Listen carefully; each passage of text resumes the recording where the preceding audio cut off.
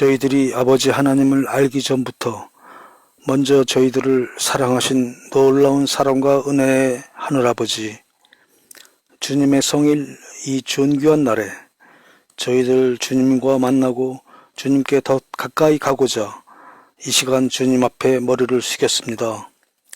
먼저 저희들의 몸과 마음이 주님 앞에 성결하고 거룩한 산제사로 드려지길 원하오니 성령 하나님, 이 시간 저희들의 심령을 성령의 불길로 충만하게 하여 주시옵소서. 저희들 비록 주님의 전에 모여서 다 함께 경배를 드리지 못해도 시공을 초월하시는 성령 하나님께서 각기 흩어져 있는 저희들의 마음을 서로 묶어주셔서 한 마음으로 주님께 드려줄 수 있도록 결속시켜 주시옵소서. 그야말로 마지막 때 일들이 지금 저희들의 눈앞에서 전개되고 있는 이때, 이제는 정말로 깨어서 일어나 머리를 들어 때가 얼마 남지 않았음을 깨닫고 회개하며 주님께로 돌아가야 할 때임을 더 늦기 전에 깨닫게 하여 주시옵소서. 아직도 저희들이 돌아오기만을 기다리시는 주님의 품에 이제 더 늦기 전에 우리 모두 돌아갈 수 있도록 저희들의 품성을 변화시켜 주시옵소서. 특별히 간구하옵기는 이번 사태로 많은 사업장이 문을 닫고 많은 사람들이 일자리를 잃었습니다. 주님, 저희 믿음의 가족들 특별히 경제적으로 어려움 당치 않게 도와주시고 이 재난에서 안전하고 건강하게 지켜주시옵소서. 이제 목사님께서 생명의 말씀을 선포하실 때 주의 말씀이 굳어진 저희들의 마음을 찢고 성령님의 호소에 저희 모두가 응답하는 큰 역사가 일어나기를 저희를 살리시기 위해 못 박히시고 피 흘려 돌아가신 우리 구주 예수님의 거룩하신 이름으로 간절히 기도드리옵나이다. 아멘. 사랑하는 다코마 교회 성도 여러분, 지난 한 주일도 우리 하나님의 은혜 가운데 평안하셨습니까?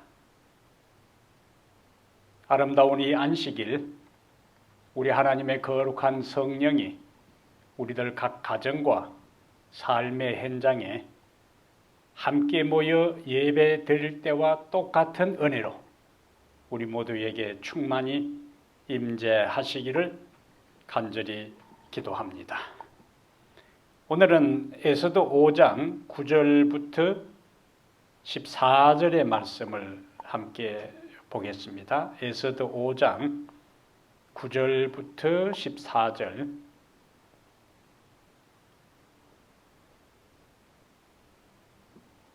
그날 하만이 마음이 기뻐 즐거이 나오더니 모르드게가 대궐 문에 있어 일어나지도 아니하고 몸을 움직이지도 아니하는 것을 보고 매우 노하나 참고 집에 돌아와서 사람을 보내어 그의 친구들과 그의 아내 세레스를 청하여 자기의 큰 영광과 자녀가 많은 것과 왕이 자기를 들어 왕의 모든 지방관이나 신하들보다 높인 것을 다 말하고, 또 하만이 이르되 왕후 에스더가 그 베푼 잔치에 왕과 함께 오기를 허락받은 자는 나 밖에 없었고 내일도 왕과 함께 청함을 받았느니라.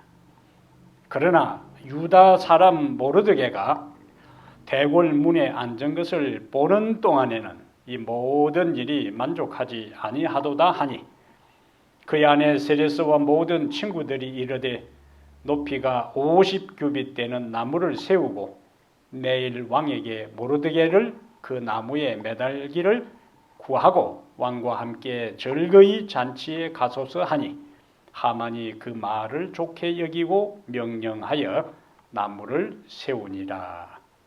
14절까지 말씀을 읽었습니다. 오늘 에스더 5장 9절부터 14절을 본문으로 해서 한치 앞도 모르는 인생, 한치 앞도 모르는 인생, 이런 제목으로 하나님의 말씀을 함께 나누려고 합니다. 2020년은 역사가 계속되는 동안에 특별한 한 해로 기록될 것입니다.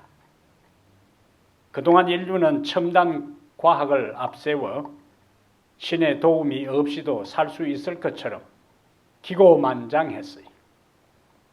의학의 눈부신 발전으로 모든 질병이 곧 정복될 수 있을 것이라고 많은 사람들은 호언장담했습니다. 그런데 지금의 상황은 어떻습니까?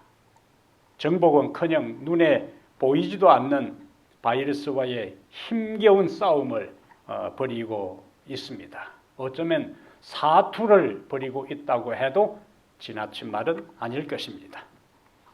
지금과 같은 세상이 도래할지 누가 알았습니까? 아무도 몰랐습니다. 사람이 자신의 한계를 알고 사는 것과 그렇지 않은 것은 엄청난 차이가 있습니다.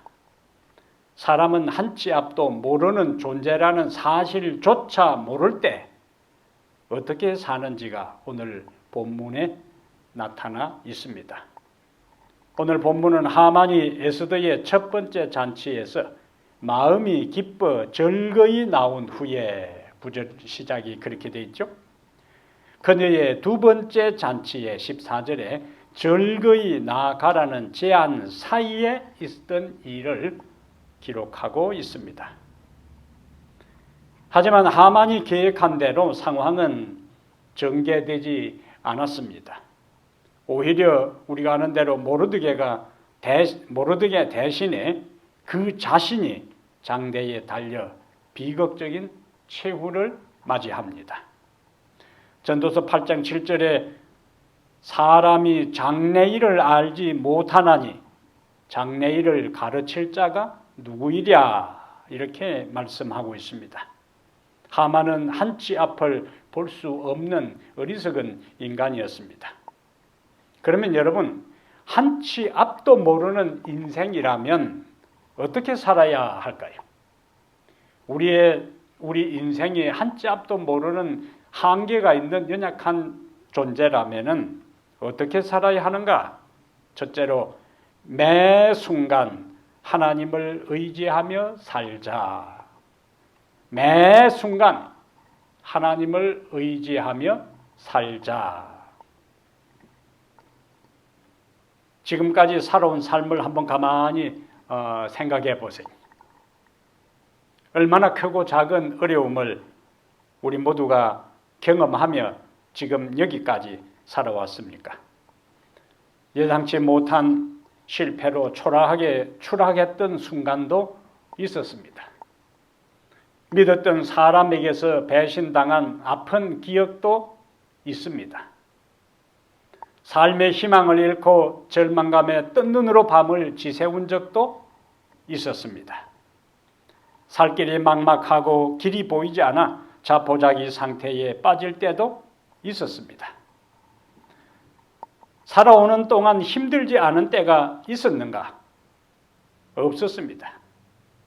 그래도 우리는 살다 보면 좋은 날이 올 것이라는 작은 믿음으로 여기까지 견뎌왔습니다.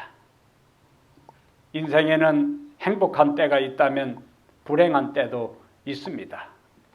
이게 인생이고 우리의 삶에 부정할 수 없는 실상이고 현 주소입니다. 주님이 재림하실 때까지 우리는 이 고통의 세상을 살아가야 합니다. 그래서 우리는 다른 무엇보다도, 다른 누구보다도, 다른 그 어떤 것보다도 주님의 재림을 목말라 기다리고 있습니다. 애굽에 살던 이스라엘 백성들은 한때 고센 땅에서 풍요로운 삶을 살았어요. 출애굽기 1장 7절에 이렇게 기록하고 있습니다. 출애굽기 1장 7절에 이스라엘 자손은 생육하고 불어나 번성하고 매우 강하여 온 땅에 가득하게 되었더라. 출애굽기 1장 7절은 이스라엘 자손이 얼마나 애굽 땅에서 번성하고 강하고 충만했는지를 실감나게 묘사하고 있어요. 그러나 요셉을 알지 못하는 새 왕이 등장하면서 상황이 완전히 바뀝니다. 이스라엘 백성들에게 고난이 시작됩니다.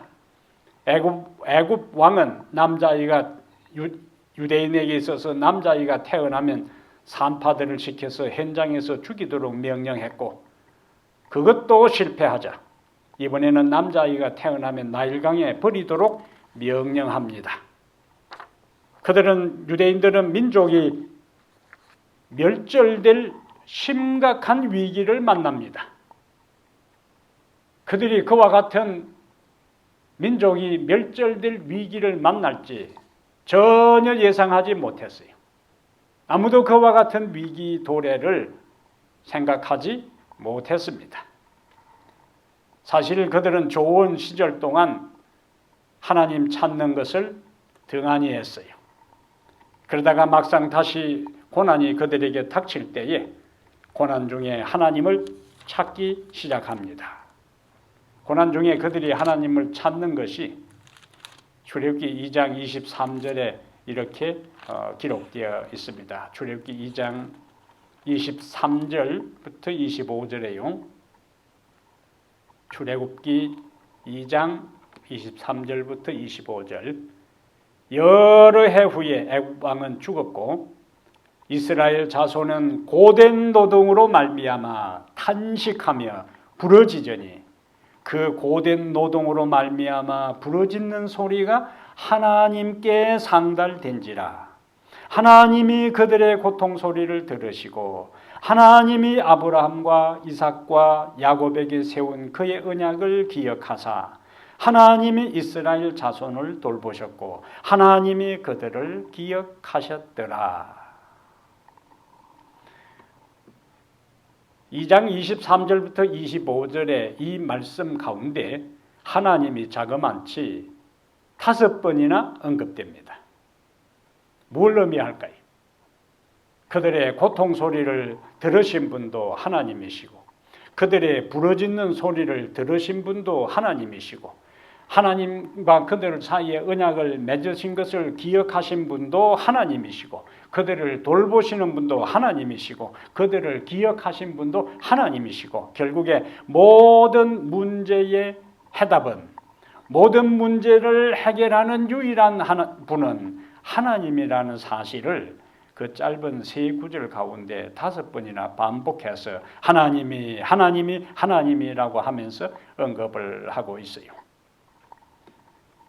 25절에 우리 성경은 하나님이 이스라엘 자손을 돌보셨고 하나님이 그들을 기억하셨더라 이렇게 기록을 하고 있는데 이 같은 말씀을 New Living Translation, New Living 영어 성경에는 이렇게 번역을 했어요. He looked down on the people of Israel and knew it was time to act. 하나님께서 이스라엘을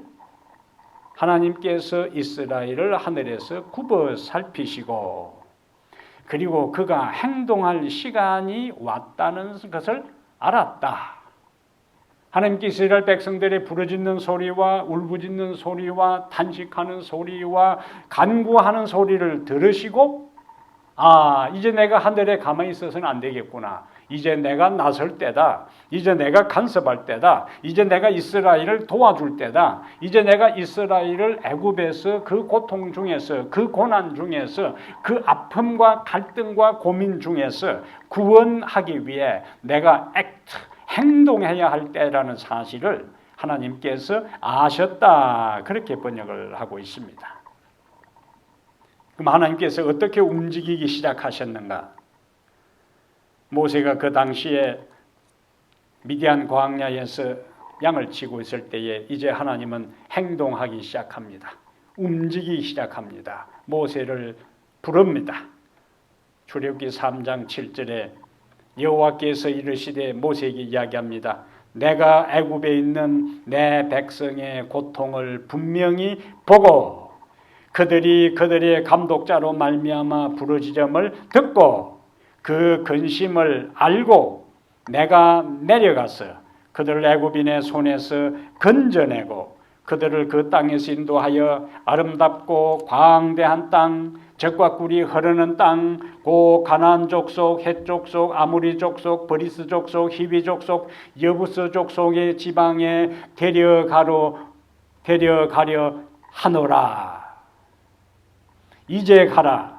이스라엘 자손의 부르짖음이 내게 달하고 애굽 사람이 그들을 괴롭히는 학대도 내가 보았으니 이제 내가 너를 바로에게 보내어 너에게 내 백성 이스라엘 자손을 애굽에서 인도하여 내게 하리라. 결국에 하나님은 모세에게 이렇게 말씀하신 대로 이스라엘 백성들을 애굽에서 지상 가나안으로 인도하신 것을 우리는 성경에서 잘 알고 있습니다. 그 하나님은 이스라엘 백성들과 직접 관계하시고 그분이 행동하시고 움직이셔야 할 때를 아신 그분은 지금도 우리의 고통을 보고 우리의 부르짖음을 듣고 우리의 근심을 알고 우리를 건져내고 이제는 우리를 하늘 가나안으로 인도하시는 분이 바로 하나님이십니다. 그 하나님은 여전히 지금도 살아계셔서 자기 백성을 위하여, 바로 여러분과 나를 위하여 행동하실 때가 되면은 행동하시고 간섭하시고 역사하시고 섭리하시고 움직이시는 하나님이신 것을 인해 감사하게 되기를 바랍니다. 오늘 본문의 배경의 흐름 속에서 이스라엘 백성은 또다시 하만에 의해 전멸의 위기에 처하게 됩니다. 바벨론이 망하고 바사다라에서 한숨 돌릴 만한 상황에 다시 민족 전멸의 위기라는 돌발 변수가 생긴 것입니다. 이전에 바벨론을 떠나라는 선지자의 기별이 여러 번 있었습니다. 하지만 많은 유다 백성들은 바벨론을 떠나기를 주저했어요. 고국으로 돌아가는 것은 현재의 안정된 삶을 포기하고 모든 것을 원점에서 새로 시작해야 하는 고생길이었습니다. 그래서 대부분의 사람들은 고국으로 돌아가지 않고 바사 나라에 그대로 머물기로 선택하고 그대로 남았어요. 그런데 그들에게 꿈에도 생각하지 못한 이런 날벼락 같은 일이 생긴 것입니다. 그런데 하나님은 이번에도 그들이 민족적으로 금식하며 울부짖었을 때에 언약을 기억하사 민족 전멸의 위기에서 이스라엘 백성들을 구원해 주셨습니다. 여러분과 제가 지금까지 살아온 삶이 힘들었지만은 그래도 여기까지, 오늘 여기까지 살아오지 않았습니까? 전도서 7장 14절에 하나님은 이렇게 말씀하십니다. 형통한 날에는 기뻐하고 곤고한 날에는 되돌아보라. 이 두 가지를 하나님이 병행하게 하사 사람이 그의 장래일을 능히 헤아려 알지 못하게 하셨느니라고 말씀하고 있습니다. 형통한 날에는 기뻐하고 형통한 날에는 감사하고 형통한 날에는 찬양하고 형통한 날에는 즐거워하고 공고한 날에는 뭐 하라고 했어요? 공고한 날에는 되돌아보라. 내 삶에 어려운 문제가 생기고 내 삶에 시련과 고통이 일어날 때에 되돌아보라는 이야기. 왜 이런 일이 생겼을까? 그 이유가 무엇일까? 그 까닭이 무엇일까? 그 원인이 무엇일까를 생각하면서 애굽에 있던 이스라엘 백성들이 부르짖고 간구했던 것처럼 에스더의 배경 속에서 유대 민족이 전멸의 위기에 있을 때에 에스더가 금식하고 모르드게가 금식하고 모든 이스라엘 백성들이 베옷을 입고 재를 뿌리면서 금식했던 것처럼 공고한 날에는 되돌아보면서 하나님을 찾으라 하는 말씀입니다. 앞으로 우리가 어떤 어려움을 경험할지 모릅니다. 지금의 모든 이 고통의 때가 지나가고 난 다음에 또 어떤 어려움이 우리 앞에 닥칠지 모릅니다. 어떤 종류가 어떤 정도로 우리에게 임할지 몰라요.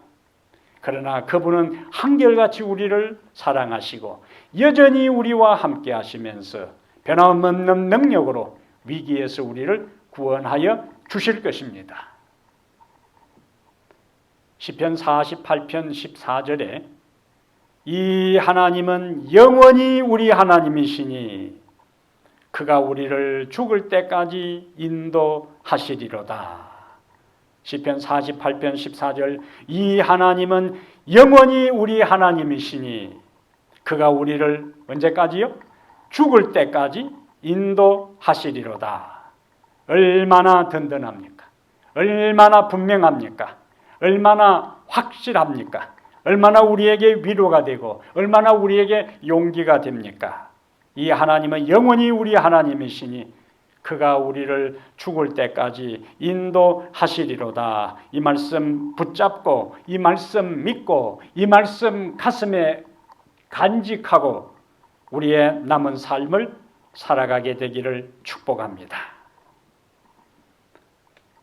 그러면 우리가 두 번째 본문 가운데서 인생의 한계를 깨닫지 못하는 사람들은 어떤 모습으로 삶을 살아가나, 인생의 한계를 제대로 이해하지 못하고 깨닫지 못하는 사람들의 삶의 모습이 본문 가운데 나타나 있습니다.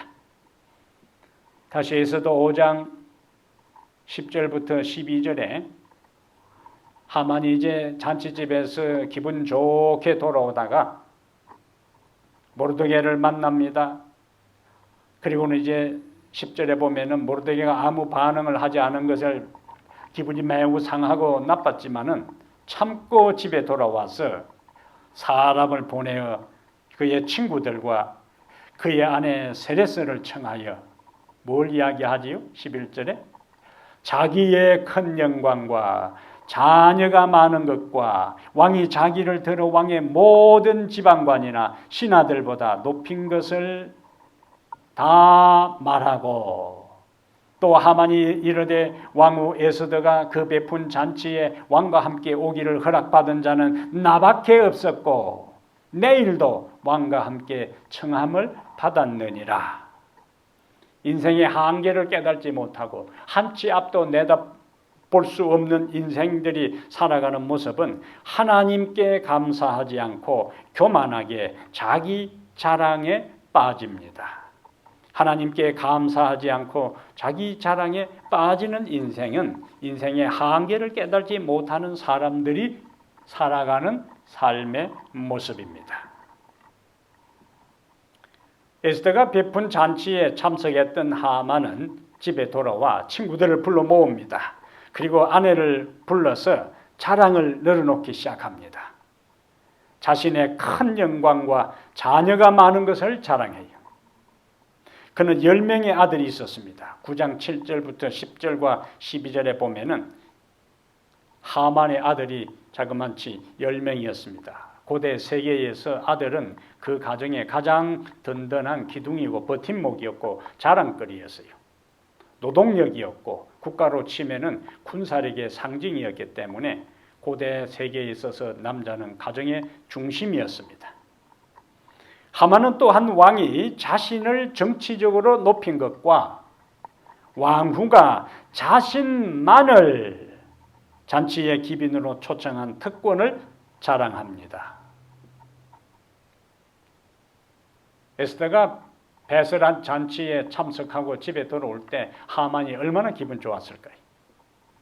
임금하고 단둘이 왕후가 특별히 자기를 지칭해서 초청한 그 잔치에 참석했다는 것은 하만에게는 잊을 수 없는 추억의 한 잔치였을 것입니다.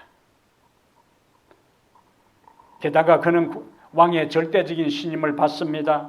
게다가 그의 재산은 유대인 학살을 제안하면서 은 1만 달란트를 왕에게 바치겠다고 할 정도로 엄청난 갑부였고 거부였습니다. 은 1만 달란트는 375톤에 해당돼요. 1만 달란트 하면 실감이 안 나지만은 은 1만 달란트는 요즘 무게로 치면은 375톤입니다. 돈으로 환산하면 이것은 천문학적인 금액에 해당되죠. 그만큼 그는 부유했습니다. 게다가 왕의 절대적인 신임을 받는 제국의 2인자로서 권력도 있었습니다. 명예도 있었습니다. 자녀도 있습니다. 주변에 친구도 있습니다. 사랑하는 아내도 있습니다. 부러울 것이 없기 때문에 그는 자신만만했고, 그래서 친구들을 모아 또다시 자신의 부와 명예와 영광을 자랑하게 된 것입니다. 그런데 하만은 단 하루 후에 그의 운명이 어떻게 될지 전혀 모르고 모든 것을 주신 하나님께 감사하지 않고 자기 자랑만 늘어놓았습니다. 하지만 이 모든 자랑은 하루도 지나지 않아 종지부를 찍고 말았어요. 왕의 총애를 받던 그가 왕의 분노를 사서 처형당해 그가 자랑했던 잔치자리는 죽음의 자리가 되었고 그가 자랑한 10명의 아들은 후에 모두 나무에 달려 죽고 말았습니다. 유다의 히스기야 왕이 죽을 병에 걸렸죠. 하나님께서 이사야 선자를 그에게 보냅니다. 너가 이제 죽을 병에 걸렸으니까 집안 정리 다 하고 죽을 준비하라. 보통 사람 같으면은 일반적으로 다른 사람 의사가 그러한 진단을 내렸다면은 당신 앞으로 얼마 못 살겠습니다 하면은 예외가 되겠지만 모든 생사를 주관하는 하나님께서 다른 사람도 아니고 선지자를 보내서 너 곧 죽을 테니까 죽을 준비하라면은 끝난 겁니다. 희망이 없어요. 일반 사람 같으면은 그대로 받아들이겠지만은 히스기야는 성전에 가서 벽을 향하여 앉아서 눈물로 하나님께 기도를 드립니다. 벽을 향하여 앉았다는 것은 자기 인생이 지금 넘을 수 없는, 나갈 수 없는 벽에 갇힌 상태라는 거예요. 그러나 벽을 향하여 그가 죽음의 벽 앞에서 자기 스스로는 살아날 수 없고 자기 스스로 그 질병에서 회복될 수 없지만은 이 막힌 벽과 같은 내 인생 이 절박한 순간이라 할지라도 하나님은 이 벽을 뚫고 나에게 생명을, 나에게 회복을, 나에게 새로운 생명을 허락하실 것을 그는 믿고 벽을 향하여 하나님께 눈물로 간구합니다. 히스기야에게 죽음의 통지를 하고 돌아가는 이사야에게 하나님께서 급히 다시 말씀을 합니다. 히스기야가 지금 살려달라고 나에게 기도하고 있기 때문에 15년 더 살게 될 것이라고 가서 전달하라. 이렇게 해서 히스기야는 벽을 향해서 하나님께 부르짖고 간구했던 그 기도의 응답으로 15년의 생명을 더 보장받습니다. 히스기야가 기적적으로 병에서 회복되었다는 소식을 바벨론 왕이 듣고 축하 사절단을 보냅니다. 왜냐하면 하늘에 바벨론 사람들은 천문학을 연구하는 사람들이기 때문에 별들의 움직임을 잘 알고 있는데 해와 해의 움직임과 별들의 움직임을 잘 연구하는 사람들이 태양의 움직임이 평소에 그들이 관찰했던 것과는 좀 달랐는데 나중에 알아보니까 히스기야가 하나님께 기도해서 태양의 그림자가 15도로 물러갔다는 사실을 알고 도대체 히스기야가 섬기는 하나님 신은 유다의 신은 어떤 신이기에 태양을 붙잡을 수도 있고 태양을 가게 할 수도 있을까? 그 신에 대해서 알고 싶어서 사절단을 보냈던 겁니다.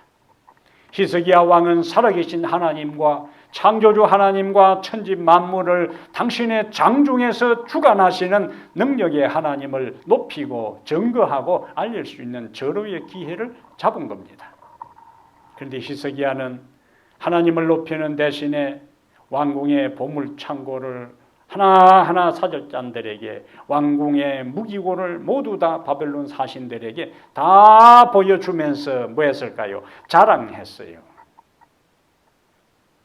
그 모든 것을 목격하고 살핀 바벨론 사신들은 바벨론에 돌아가서 그들이 보았던 왕궁의 보물창고와 무기고에 대한 이야기를 낱낱이 자세히 보고를 한 그 결과 결국에 훗날 바벨론 침략의 단초가 바로 여기서 시작된 겁니다.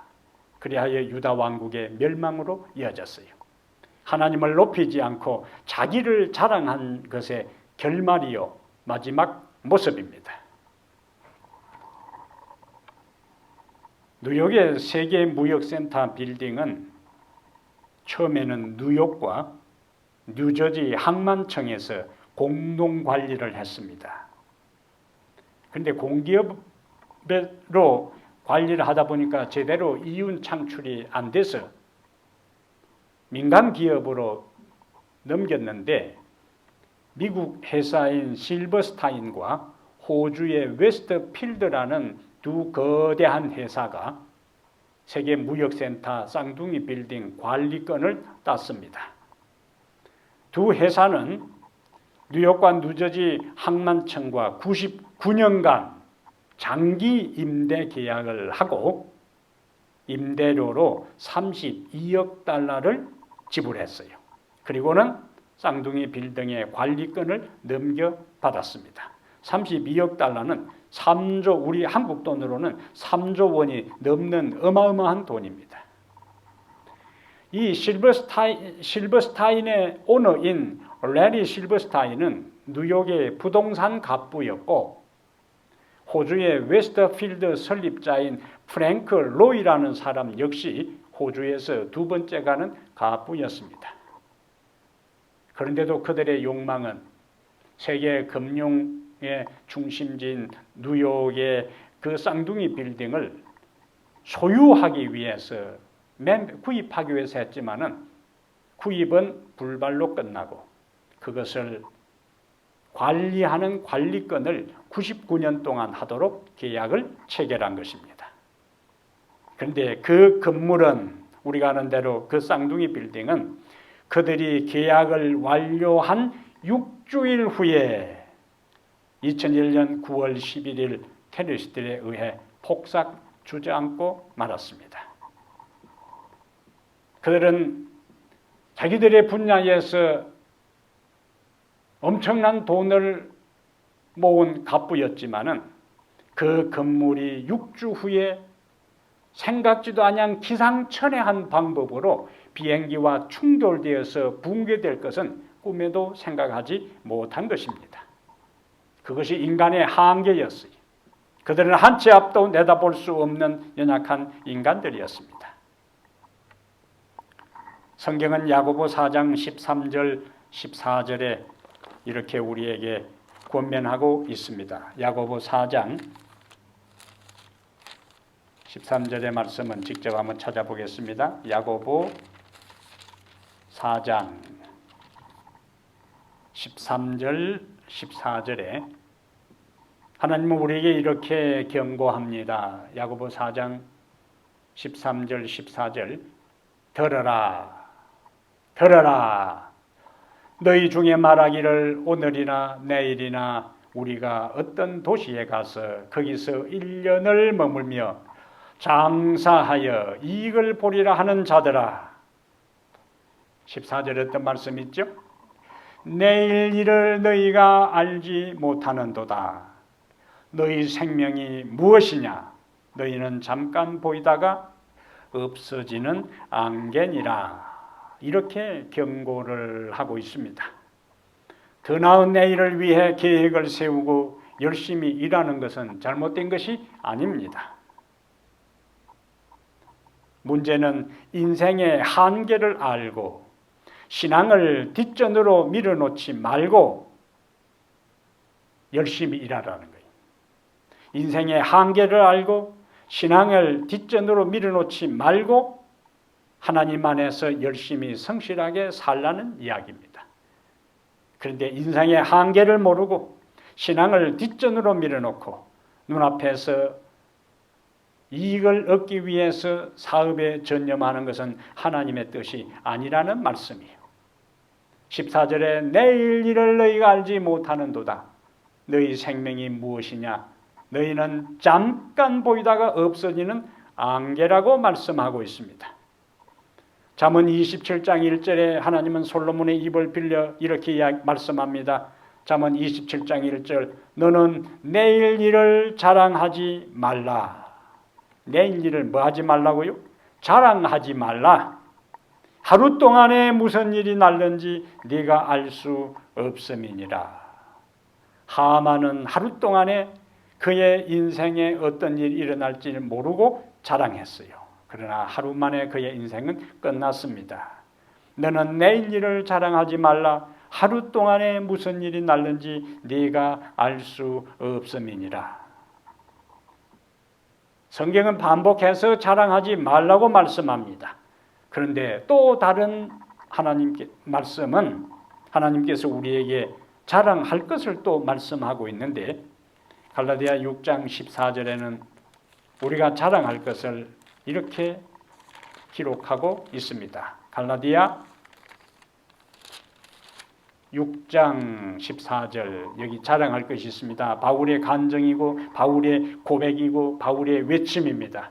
갈라디아 6장 14절 그러나 내게는 우리 주 예수 그리스도의 십자가 외에 결코 자랑할 것이 없으니 그리스도로 말미암아 세상이 나를 대하여 십자가에 못 박히고 내가 또한 세상을 대하여 그러하니라. 바울은 무엇을 자랑한다고 했습니까? 내게는 우리 주 예수 그리스도의 십자가 외에 결코 자랑할 것이 없다라고 고백합니다. 사실상 바울은 자랑할 것이 많이 있었어요. 그는 유대인 중에 유대인이요, 바리새인 중에 바리새인이요, 가말리엘의 당시의 최고의 석학인 랍비 가말리엘의 수석 제자였습니다. 산헤드린 회원이었습니다. 그는 정통 유대 그리고 로마 시민권자였습니다. 그는 얼마든지 자신을 드러내고 자신을 자랑할 수 있는 사람이에요. 그런데 그는 다메섹에 가는 길에서 예수를 만난 다음에 이전에 자기가 자긍심을 가지고 자부심을 가지고 자랑했던 그 하나하나의 요소들이 하나님 안에서 예수 그리스도의 십자가와 비교해 볼 때에 아무런 가치가 없고 아무런 의미가 없는 것임을 그가 알게 됩니다. 그래서 그는 빌립보 교인들에게 편지를 보내면서 내가 이전에 자랑했던 것, 소중하게 여겼던 것, 그리고 다른 사람에게 드러내기를 좋아했던 그 모든 것을 배설물로 여긴다고 그가 고백하고 있어요. 그리고는 다메섹에 가는 길에서 그에게 나타나 자신의 부활을 드러내고 자신에게 사명을 주고 이제는 이 세상에 지금까지 자랑했던 것 대신에 예수 그리스도와 십자가를 높이고 십자가를 찬양하고 십자가를 자랑하는 사람으로 자기를 부르신 그 예수 그리스도의 십자가를 자신의 일생을 거쳐서 자랑해왔고 자랑할 것이라고 그는 지금 갈라디아 교인들에게 고백하고 있습니다. 십자가를 생각하고 십자가를 노래하고 십자가를 우리의 가슴 속에 묵상하고 십자가를 높이시기를 바랍니다. 십자가를 자랑하시길 바랍니다. 그 십자가에 달리신 예수 그리스도만이 우리의 유일한 자랑거리가 되어야 할 것입니다. 근데 우리가 구약 성경을 보면은 예레미야 선지자를 통해서 우리가 또 자랑할 것을 이것은 자랑하라, 이것은 자랑하지 말라 하는 말씀이 예레미야 9장에 예레미야 선지자를 통해서 하나님께서 우리에게 말씀을 해주고 있습니다. 무조건 자랑하지 말라는 게 아니라 자랑할 것이 있고 자랑하지 말 것이 있는데 예레미야 9장 23절에 잘 한번 말씀을 우리가 찾아보겠습니다. 예레미야 9장 23절 여호와께서 이와 같이 말씀하시되 함께 보겠습니다. 지혜로운 자는 그의 지혜를 자랑하지 말라. 용사는 그의 용맹을 자랑하지 말라.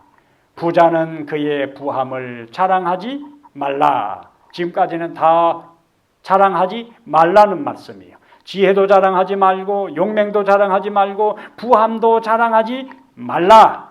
23절은 자랑하지 말라는 말씀이고 24절은 예레미야 9장 24절은 이제 자랑하라는 내용입니다. 자랑하는 자는 이것으로 자랑할지니 곧 명철하여 나를 아는 것과 나 여호와는 사랑과 정의와 공의를 땅에 행하는 자인 줄 깨닫는 것이라. 나는 이 일을 기뻐하노라. 여호와의 말씀이니라. 아멘. 무엇을 자랑하라고요? 자랑하는 자는 이것으로 자랑할지니 곧 명철하여 나를 아는 것과 나 여호와는 사랑과 정의와 공의를 땅에 행하는 자인 줄 깨닫는 것이라. 깨달음이 하나님이 어떤 존재인가? 하나님이 어떠한 존재인가? 그것을 깊이 아는 그것, 하나님의 품성, 하나님의 존재, 하나님의 능력, 우리와의 관계, 베푸신 자비, 인애, 은총, 이 모든 것을 깨달은 것만큼 그것을 뭐하라? 자랑하라. 하나님께서 그것을 뭐 하신다고요? 기뻐하노라. 그렇게 말씀하십니다. 하나님께서 기뻐하시는 것, 하나님께서 좋아하시는 것, 하나님께서 영광을 받으시는 것은 우리가 하나님을 아시는 것, 아는 것과 그 하나님이 나에게 어떤 존재이며 하나님께서 내 인생을 어떻게 인도했으며 하나님께서 오늘 나에게 어떤 축복을 주셨고 우리가 그분을 얼마나 사랑하는지를 자랑할 때 하나님은 기뻐하신다고요. 그러면서 도장을 딱 찍어요. 여호와의 말씀이니라. 그러므로 여러분, 현재 우리가 누리는 것을 자랑할 것이 아니고 현재 우리가 소유한 것을 자랑할 것이 아니고 내 학력도 내 미모도 자식도 손주도 자랑할 것이 아니고 하나님을 자랑하고 예수 그리스도를 자랑하고 그분을 찬양하고 그분께 경배하며 그분의 모든 누리는 은혜에 대해 감사하며 그분을 높이고 자랑하게 되시기를 바랍니다. 그러면 하나님이 기뻐하셔요. 세 번째로, 한계가 있는 인간이 지혜롭게 살아가려면 어떻게 해야 하는가? 한계가 있는 인간이 지혜롭게 살아가려면 어떻게 해야 하는가? 다시 에스더 5장 13절 14절로 갑니다. 에스더 5장 13절 14절. 성령을 상담자로 모셔라. 한계가 있는 인간이 지혜롭게 인생을 살아가려면, 후회 없는 삶을 살려면, 비극적인 최후를 마치지 아니하려면, 하나님을 기쁘시게 하는 삶을 살려면 어떻게 해야 하는가? 성령을 상담자로 모셔라. 에스더 5장 13절 14절. 그러나 유다 사람 모르드게가 대궐문에 앉은 것을 보는 동안에는 이 모든 일이 만족하지 아니하도다 하니 그의 아내 세레스와 모든 친구들이 이르되 높이가 50규빗 되는 나무를 세우고 내일 왕에게 모르드게를 그 나무에 매달기를 구하고 왕과 함께 절기의 잔치에 가소서 하니 하만이 그 말을 좋게 여기고 명령하여 나무를 세우니라. 하만은 에스더가 베푼 잔치에 왕과 참석한 후에 콧노래를 부르고 휘파람을 불면서 기분 좋게 노래를 흥얼거리면서 집으로 돌아오는 길에 대궐문에서 모르드게를 만납니다. 9절에 보면은 모르드게의 반응이 그날 하만이 마음이 기뻐 절거이 나오더니 모르드게가 대궐문에 있어 일어나지도 아니하고 몸을 움직이지도 아니한 것을 보고 매우 노하나 모르드게는 이름 그대로 모르세로 모르드게는 모르세로 일관했어. 당신이 이 나라의 총리랄지라도 당신이 이 우리 민족을 다 죽이려고 지금 학살을 기억한 장본이기 때문에 당신에게는 내가 예의를 표시할 필요가 없다 생각하고 일어나지도 아니하고 움직이지도 아니했어요. 모르드게가 기분 좋게 집으로 돌아오다가 완전 기분 잡쳤습니다. 기분이 몹시 상했어요.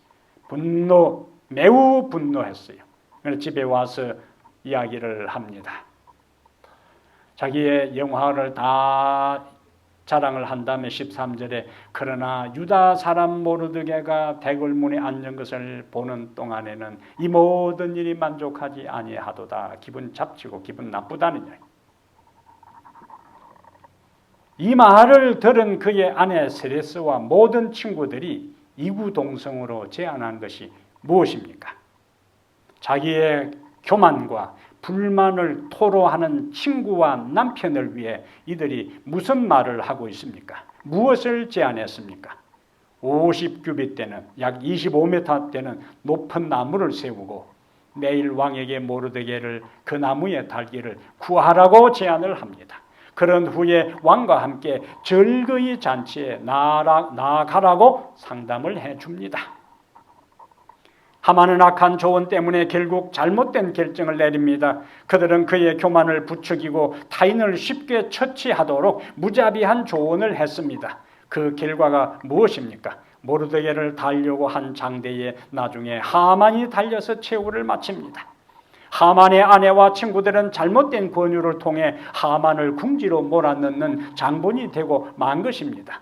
하만이 멸망한 결정적인 이유는 친구가 잘못된 길로 갈 때 그러면 안 된다고 말할 수 있는 진정한 친구가 없었기 때문입니다. 바른 길로 인도하는 상담자의 부재였습니다. 인생을 살면서 자기 스스로 바른 결정을 하기 어려울 때가 많습니다. 그때 우리는 누군가에게 도움을 받을 수 있습니다. 그러나 인간의 도움과 조언은 한계가 있어요. 그러면 결정의 기로에서 올바른 결정을 내릴 수 있도록 도울 수 있는 분은 누구일까요? 바로 보혜사 성령 하나님이십니다. 보혜사 성령은 바로 우리의 상담자가 되십니다. 우리의 카운셀러가 되십니다.